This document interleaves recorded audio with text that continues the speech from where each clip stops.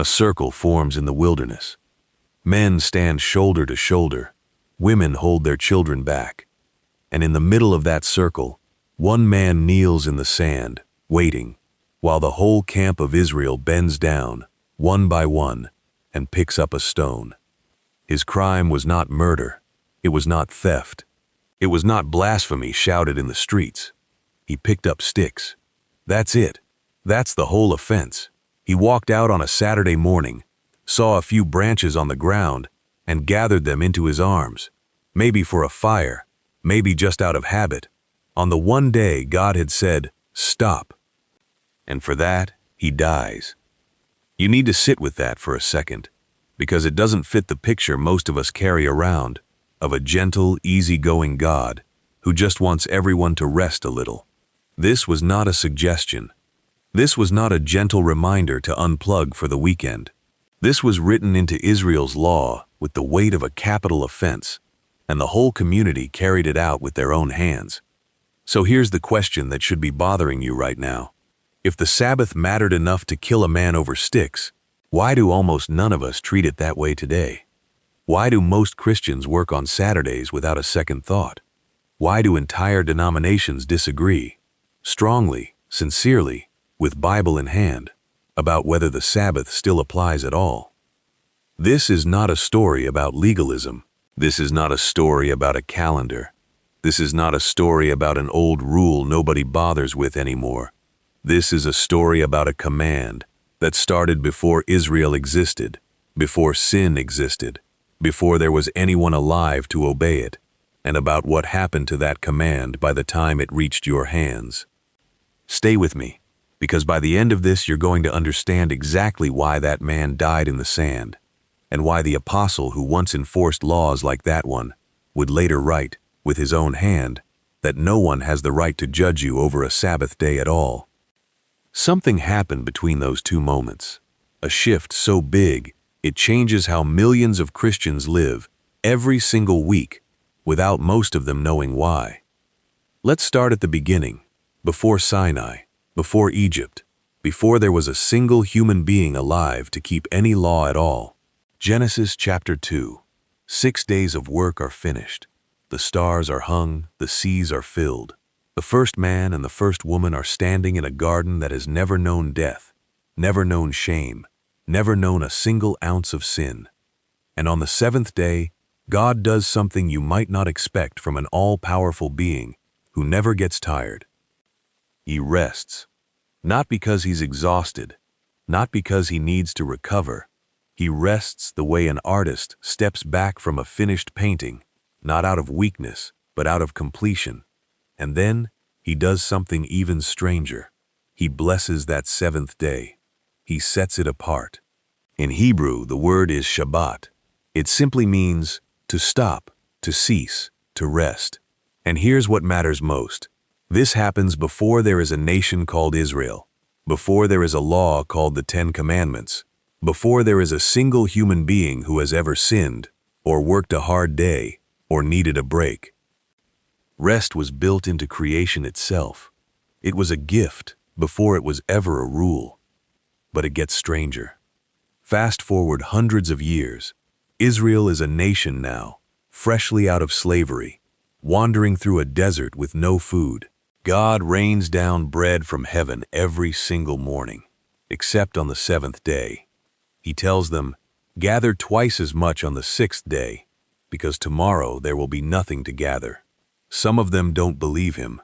They go out on the seventh day anyway, hunting for bread that isn't there. And that's the moment the word Sabbath is used for the very first time in the entire Bible.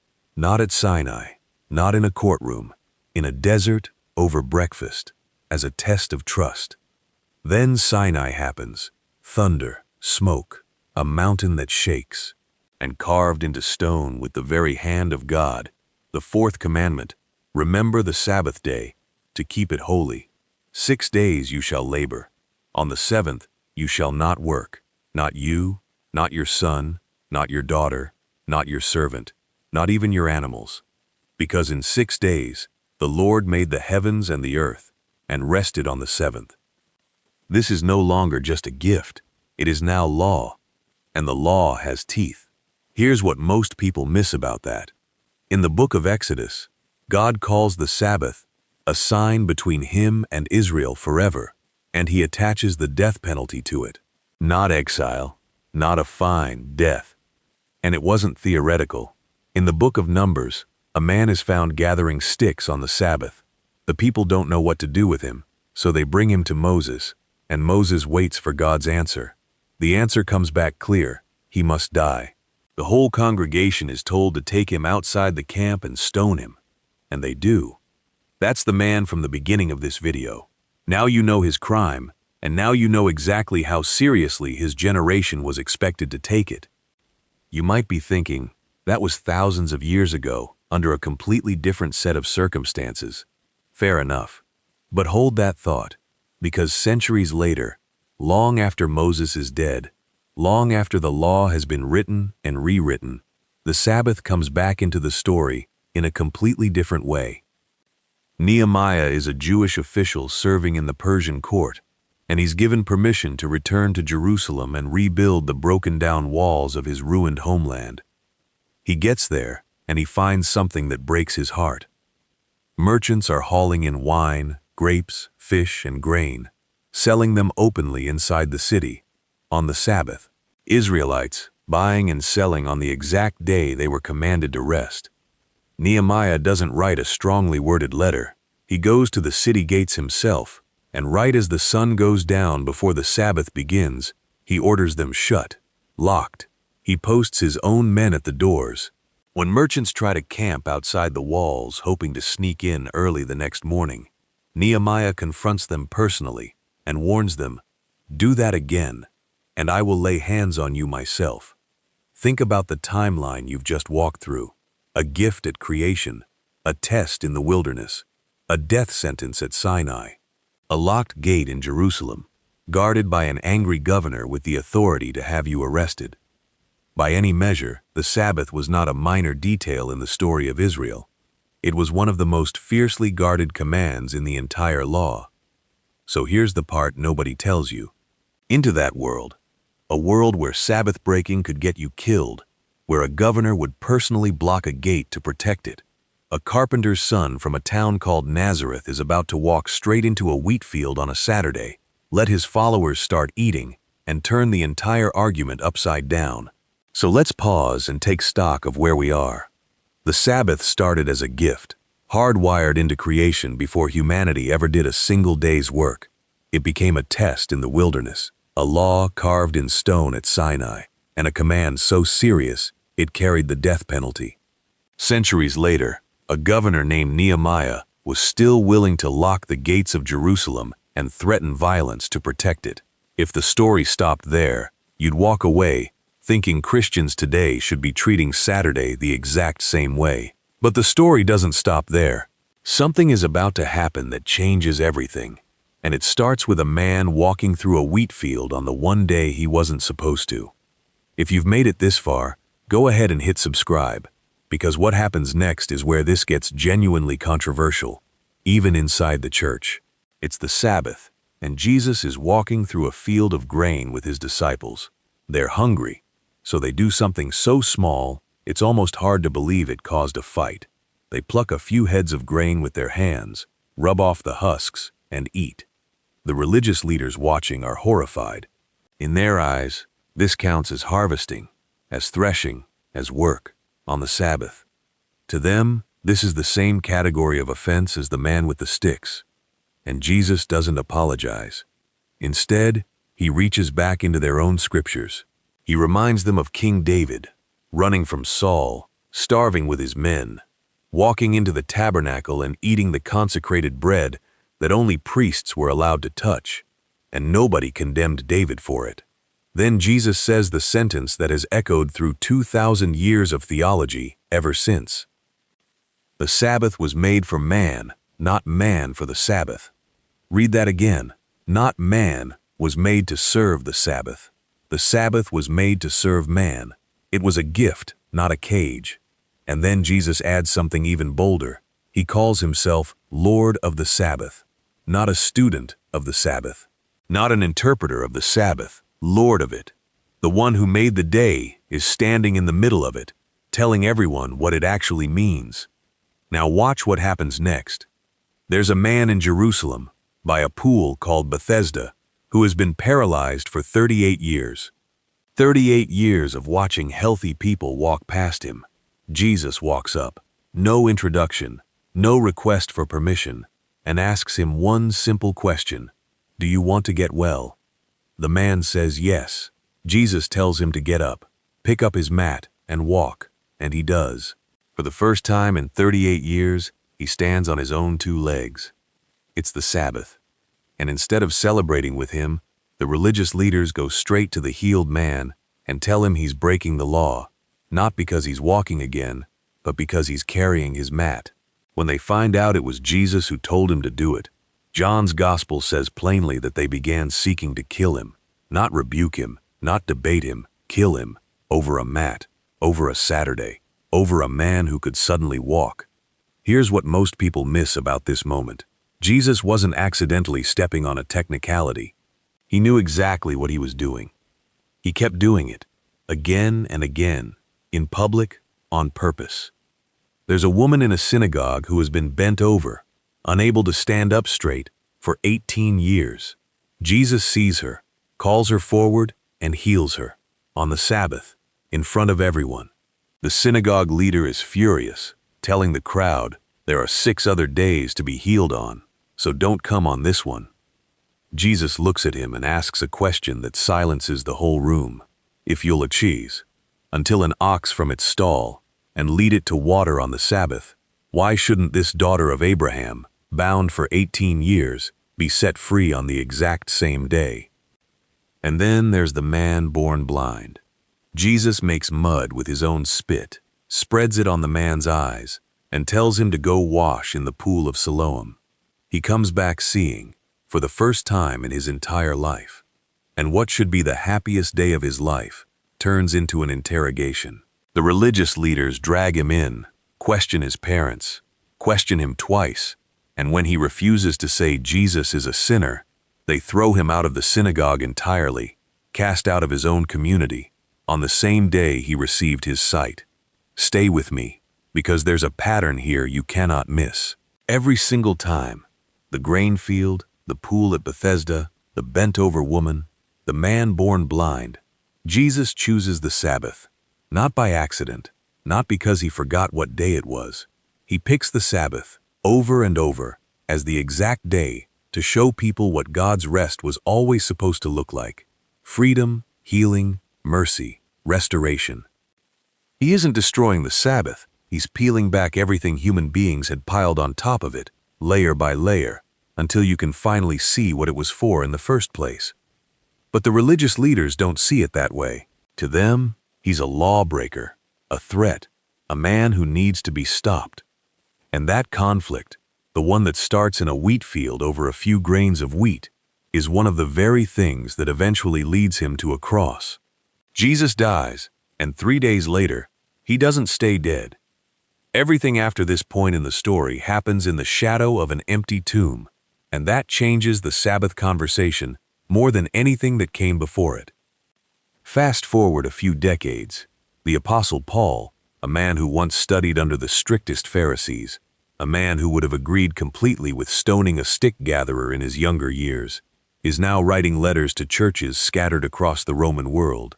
And in one of those letters to a church in a city called Colossae, he says something that would have shocked the version of himself who used to persecute Christians.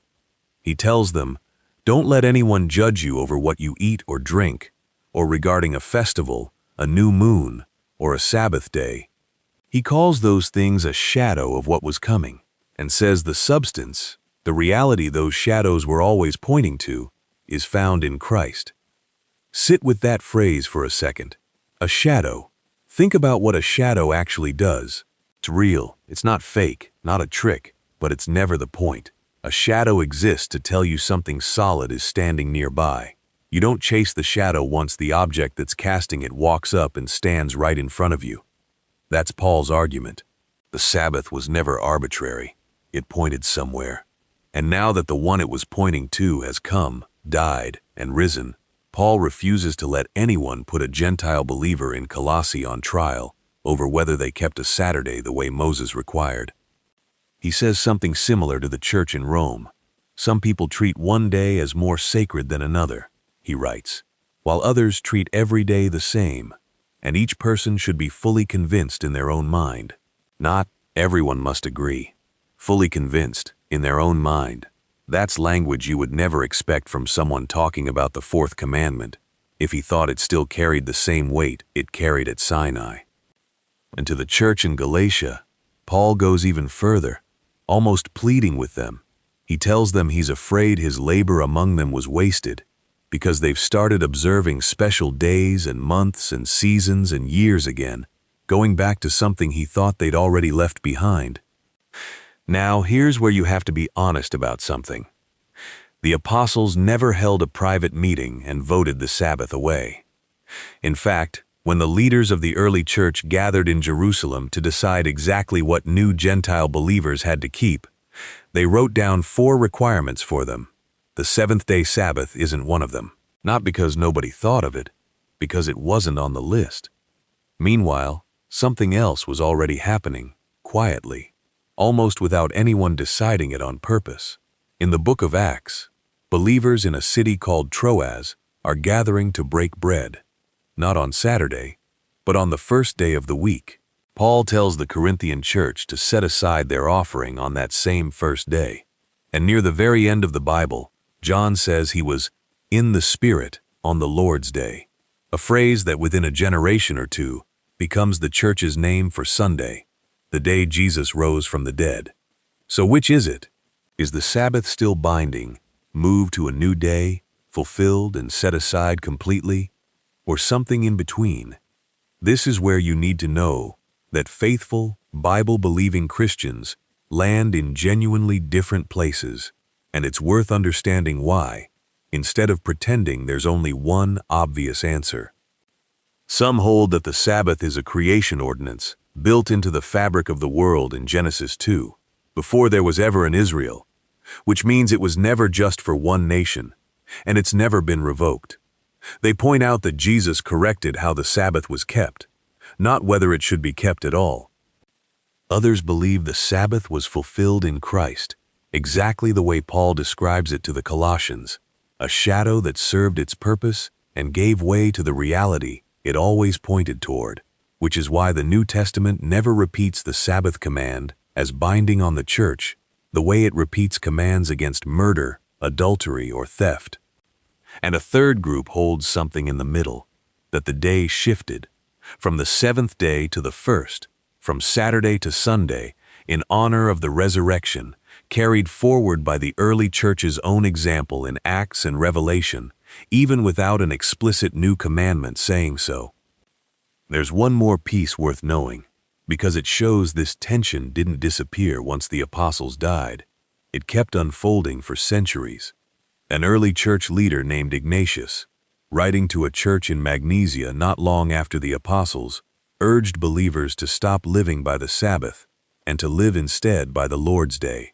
Around 100 years after the resurrection, a writer named Justin Martyr described Christians in Rome specifically gathering to worship on the day called Sunday.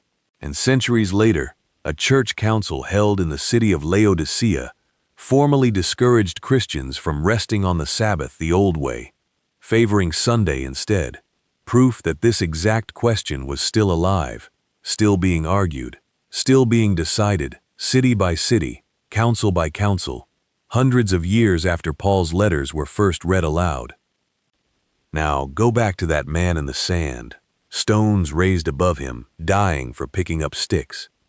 And now put next to him the Apostle Paul, writing with his own hand, "Let no one judge you over a Sabbath day." Same book, same God, same command, traced across the same scripture.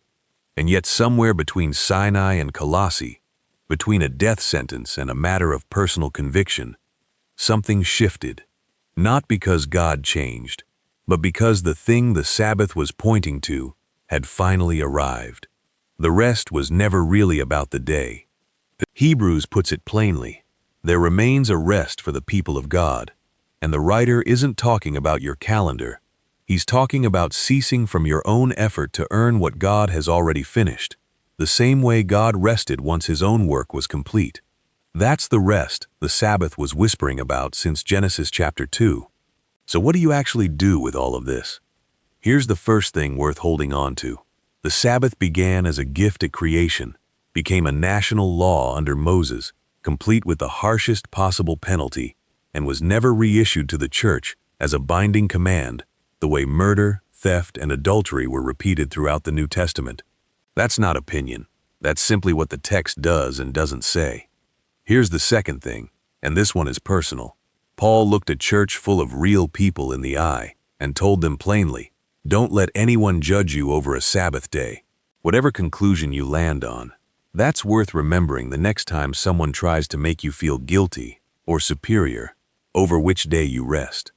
This was always meant to be a matter of conviction, wrestled out between you and God, not a weapon handed to someone else.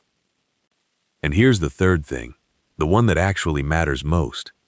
Every version of the Sabbath you've walked through today, the seventh day in Eden, the manna in the wilderness, the stone tablets at Sinai, the locked gates in Jerusalem, every single one of them was pointing at something bigger than a day on a calendar.